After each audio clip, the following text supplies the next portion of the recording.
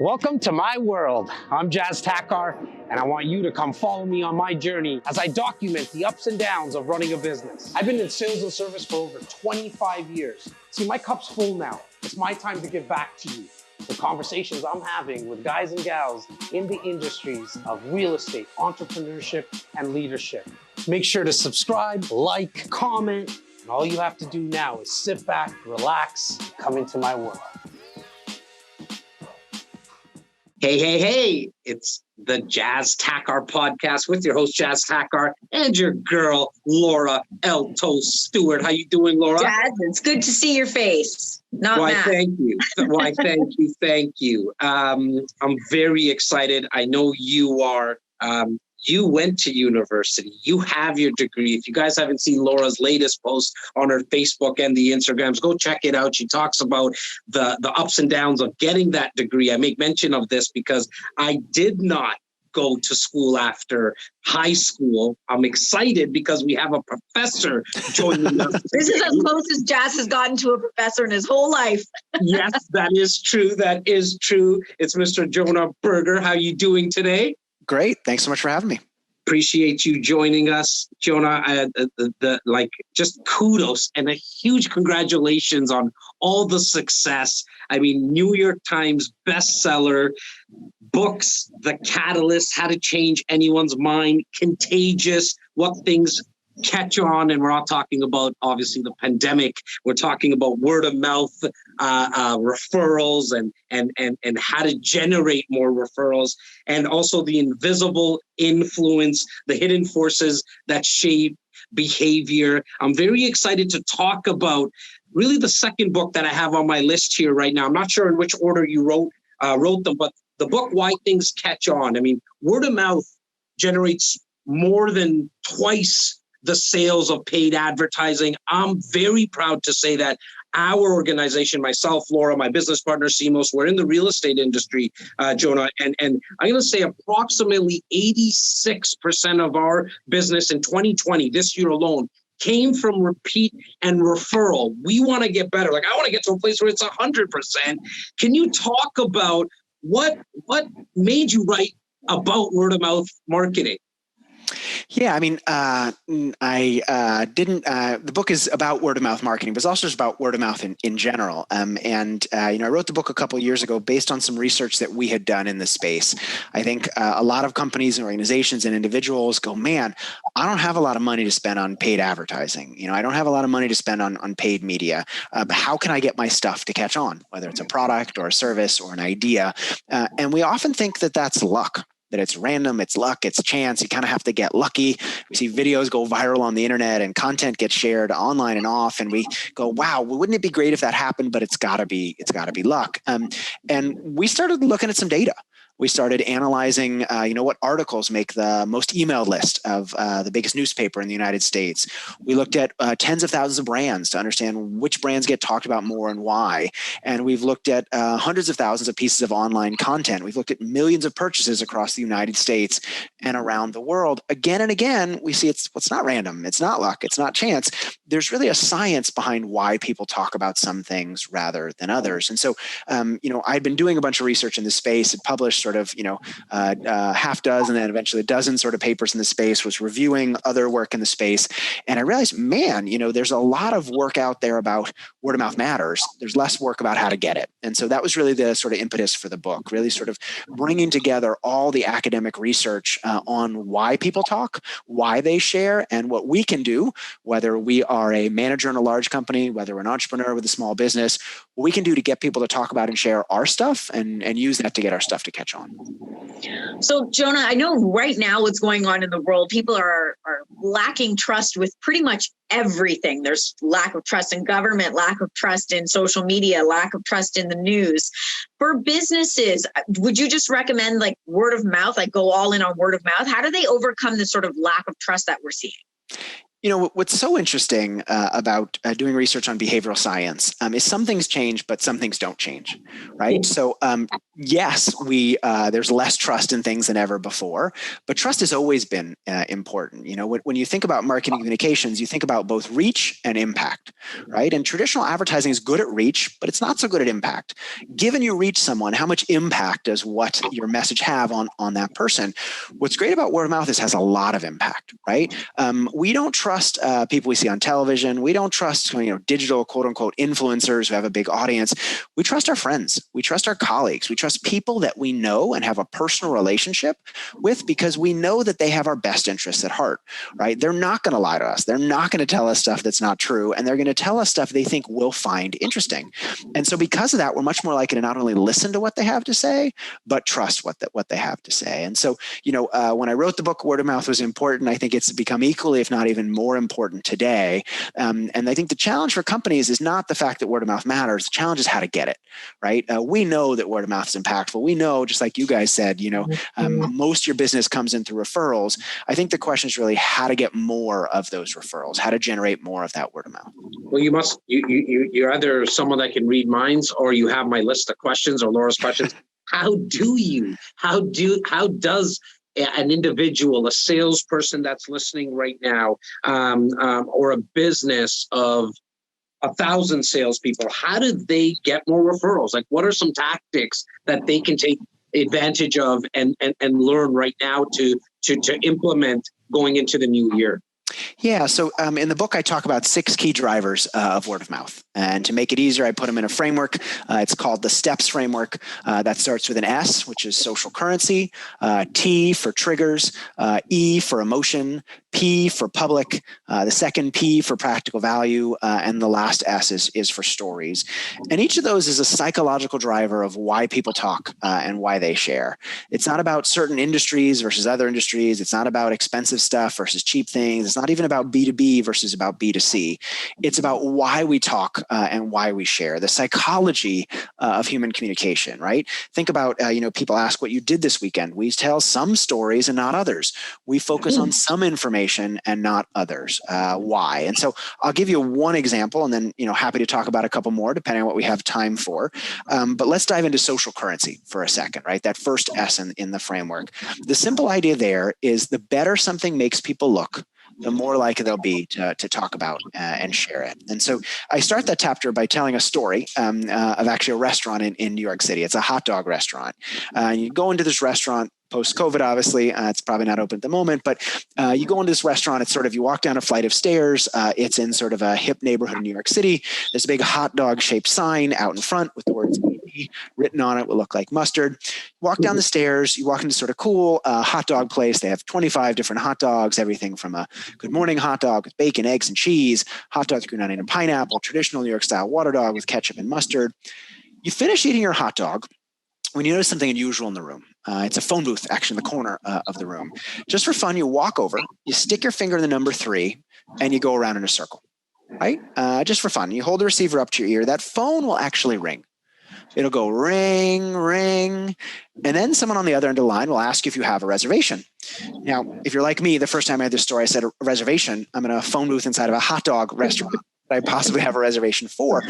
But if you're lucky and a friend of yours made a reservation or they happen to have space, the back of that phone booth will open and you'll be led into a secret bar called Please Don't Tell. Now, Please Don't Tell has violated a number of laws of traditional marketing, right? No sign on the street, no sign inside the restaurant. They're doing everything they can to make themselves difficult to find, yet every day they're full. Right? And it's not lack of competition, just like most of your listeners, not lack of competition. People love to talk about this place. Why? Well, it's quite interesting, right? If someone tells you a secret, they tell you not to tell everyone else. Think about what the first thing you do with that information is. Probably tell someone, right? Because having access to information that not everyone else knows makes you look smart and makes you look in the know. It gives you what I'll call social currency. And so that chapter is all about how we can create advocates. We can create people that share our message, not by making ourselves look good, but by making them look good, right? Too often as salespeople and marketers, we think about how we look, right? Let me put together the right pitch that makes me look really good. It makes my company look really good. We think a lot less about how the Joes and Janes and the folks that hear our message, how they'll look if they talk about our message. And so the key idea there, the key insight, and there are a bunch of takeaways, I'm happy to talk more, but the key insight is how can we make them look good? The better we make our audience look, the more likely they're going to talk about and share our message. No, Jonah, really quick question about that. And I know you have something as well, Laura. When you say make them look good, are you talking about like what the client or the customer is hoping for, like how to better their life? Like, I want you to just dive into that because I want to learn a little bit more about that as well. Sure. I mean, I'll give you another example and then maybe we can piece them together. So a couple of years ago, I did a project with LinkedIn. So the big sort of online, job recruiting site. And we sent out emails to many of the users of the site saying, hey, you have the most influential profiles on the website. Top 1%, top 5% of all profiles. Now, people got that email, felt pretty good. They felt good about themselves. Guess what else they did? They told their friends. Why? Because they were at they were in like an exclusive list. But why did they tell that's true, but why did they tell their friends about it? Because they looked good. They look like they've been doing really well. Right? Yeah. It gives them status. Status is only good if other people know that you have it, right? Whether that status is, hey, I'm an influential person on LinkedIn, where that status is, hey, I know a cool bar in New York City, where that status is, hey, I was allowed to be a beta tester for this product, where that status is, hey, I know about a hidden menu that this secret menu that this restaurant has, whether it's, hey, I have access to something scarce and exclusive, whether it's, hey, I know a lot about this industry, whether it's, hey, I know about funny content online, anything that makes us look good, anything that makes us look like an insider, anything that makes us look smart, special, and in the know, we share it to get that social currency, right? If you look online, most posts are positive. Look at me, I bought a new car, I got a promotion, I won this award. Nobody's like, hey, look at me, I'm at the office working on an Excel spreadsheet, check out column C, right? We spend a lot of time working on column C in our Excel spreadsheet. We don't talk about it because it doesn't make us look good. We pick and choose among the things that happen to us that make us look good and avoid sharing the ones that make us look bad. I do it, you do it, we all do it. But as marketers, as salespeople, as folks that want to help our businesses succeed, the question then is, well, how can I give people something that makes them look good when they share it with others and bring me along for the ride? Take that LinkedIn example.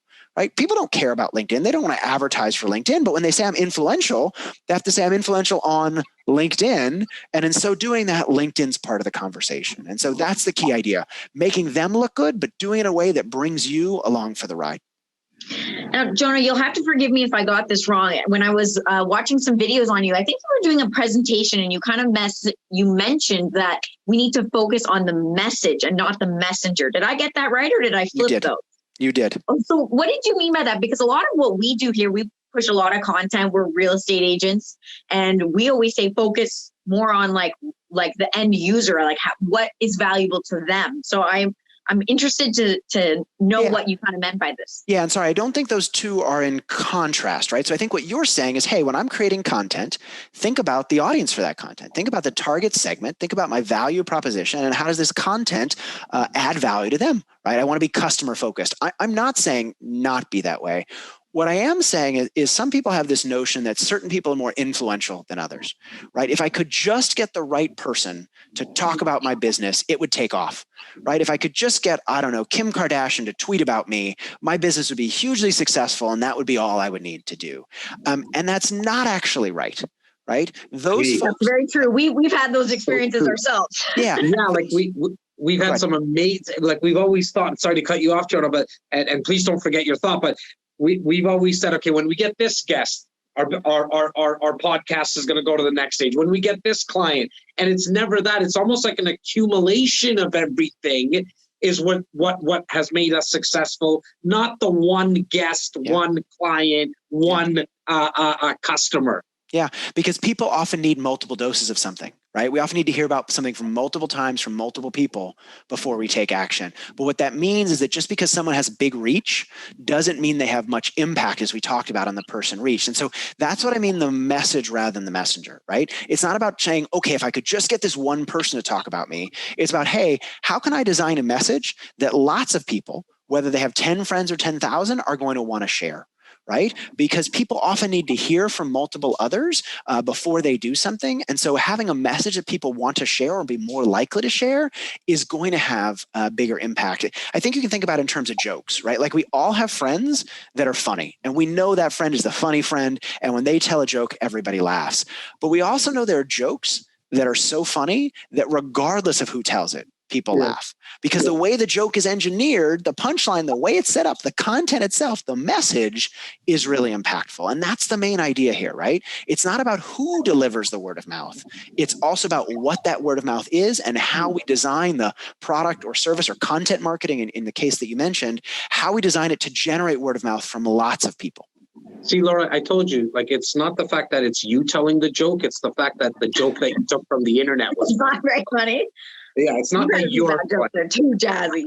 You mentioned impact a couple of times, Joe. Like, how do you determine impact? Are we talking about having sales get done? Like, with word of mouth, sometimes it's hard to actually even track where business has come from. So when you speak about impact, how do we determine that? Like, what's the metric when you talk about impact? I love that question, by the way, because I get it a lot. And if you ask people, okay, how do we know if advertising has impact? They go, well, I don't know, because people do it. You say, okay, but like, do you know that it works? And they go, no, but advertising is old. Word of mouth seems new. And so I'm more worried about word of mouth than I am about advertising. So first of all, there is lots of empirical work on advertising. And let me tell you what most of it finds. Most of it finds that advertising doesn't work. Advertising has a small, very small, sometimes significant, but very small effect. It's often very good at the beginning of the funnel, very good at raising awareness, not so good at driving persuasion. Right? Not so good at encouraging people to take an action. It makes you aware of something, which may encourage you to go to a website or learn more of those sorts of things. You can't buy something if you don't know about it. And it's a great way very quickly to buy awareness. It's not always a very quick way to generate action. In terms of how to measure the impact, there are lots of ways. So, many larger companies use something called marketing mix models, where they measure sort of impressions over time from different channels, including word of mouth. Right? We can measure the number of times people talk about us on Twitter, for example, and include that in a big statistical model to understand how much word of mouth versus other things is contributing to outcomes. I think the good news, though, is that we don't have to do that. Right? We don't have to build a complicated statistical model if we're a small business. We can rely on the fact that decades worth of research has shown the impact of word of mouth. And so I cite a lot of this research in the book, but a dollar spent on word of mouth goes 10 times as far as a dollar spent on traditional advertising. An additional 5-star review on a platform like Amazon leads to about 20 more of a given product being sold. An additional word of mouth occasion for a restaurant leads to a $200 increase in sales. There's lots of research that shows the causal impact of word of mouth. And so if you want to do that work yourself, you certainly can. There are ways to measure word of mouth, but I think you can also rely on the great research that's already been done that shows that word of mouth matters, and instead focus on getting it. I also love sorry, Laura, I was just going to say, I love the fact that you also speak a lot about that, the fact that you're not a social media guru. I'm not. You have all the stats to back it up. My man's a professor at the Wharton School of Business. I mean, this is a University of Pennsylvania. So you come with a lot of research. So we really appreciate that. Laura, I apologize. No, I'm interested with the new year upon us, 2021, everyone's all excited. They're probably writing down all their New Year's resolutions, big change and excitement for the future. In your book, the Catalyst, I'm sure you touch on this. It's definitely on my wish list of books to read now in 2021. You talk about how people can make changes. What are some of the biggest factors or barriers to those changes? Yeah, and this is a longer conversation, so I'll give you the short version, and then happy to direct any of your listeners. There's a bunch of resources on my site. So application guides for changing minds, application guides for changing organizations, application guides for generating word of mouth. So please, check those out. They're all free. You can download them, work on them with your teams. Will help you apply some of the ideas we talked about today. I think the quick version of the idea of the catalyst is very simple. We all have something we want to change. right? If we're in marketing, we want to change consumer behavior. If we're in sales, we want to change the customer's mind. If we're a leader, we want to transform our organization. If we're an employee, we want to change our boss's mind. If we're a startup, we want to change an industry. If we're a nonprofit, we want to change the world.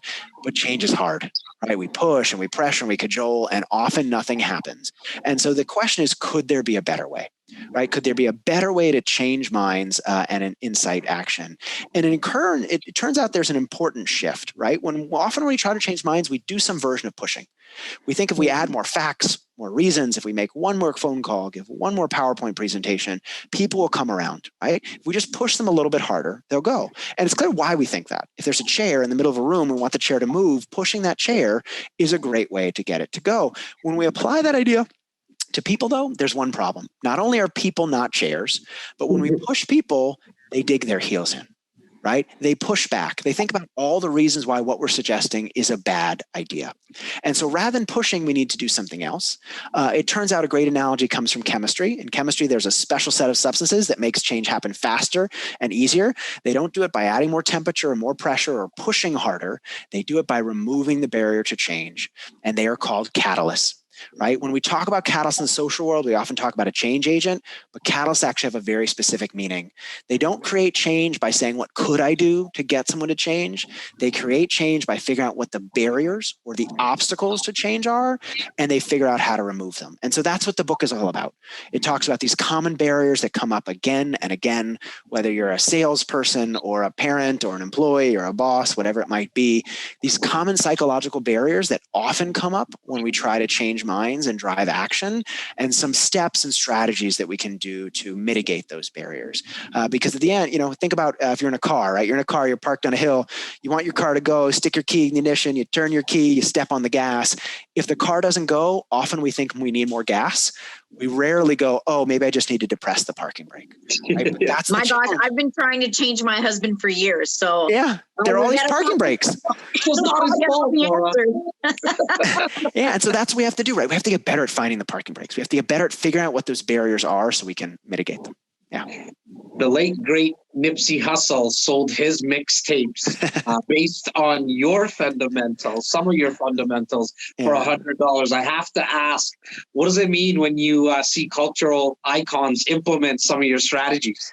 And I'm sorry, this may be the last question, second last question, but nothing makes me happier than to find out someone like Nipsey adopted these ideas. I think as an author, you write a book and you don't know whether anyone's going to read it. And then they ask you to promote a book, right? And so you're out there and you're talking on television shows and radio things, and you're trying to convince people to buy it, and you hope that it works. And then you find out that someone somewhere read it and they used the ideas and it helped them. And nothing makes me happier, right? I mean, sharp guy, really clever mind and thinking about using music differently. I think many of us think about music as, what am I selling? I'm selling the music. And what he realizes, actually what you're selling is you're selling being part of something, right? People are not just buying music, because music itself is very cheap. They're buying being the first person to listen to a new Nipsey album. They're buying the first person to buy into a community and say, I was there first when he wasn't as popular as he is now today. And he really sharply realized that there's a different model to sell music or sell access to music. He passed way too soon, but he was a great businessman and a great musician. And it was, great to see him apply these ideas. Jonah, we want to be respectful of your time. We want to have you back for a part 2 at some point when our schedules meet up. That would be great. Yeah. I know how tight you are for time. Leave our listeners with one tip going into kind of the new year, and I'll leave it to you. It can come from a sales tip, business tip, whatever's on the top of your dome there. Yeah, I think I would just say, start to understand the behavioral science. I think, I teach marketing at Wharton. I teach it to a bunch of incoming MBAs. Everyone thinks marketing is about selling people stuff. And what we talk about is modern marketing is about selling people stuff. Modern marketing is about understanding your consumers and using that to create value and then communicate that value, right? If you know what people want, all you have to do is tell them about it and they want to buy it. You don't have to convince them. But to understand that, we've got to use behavioral science. And so that's why I love the books that I've written. I think there's a bunch of other great books out there. My hope for the new year, any of these listeners, is think about the behavioral science behind what you want to achieve, and you'll be much more successful. Make sure to check out the links in the description for all of Jonah's contact info, as well as all the books, all the places you can go get to learn more about his teachings. Jonah, Merry Christmas, Happy Holidays, Happy New Year, and thank you so much for your time. Thank you guys so much. Look forward to talking again soon. Bye. Take care.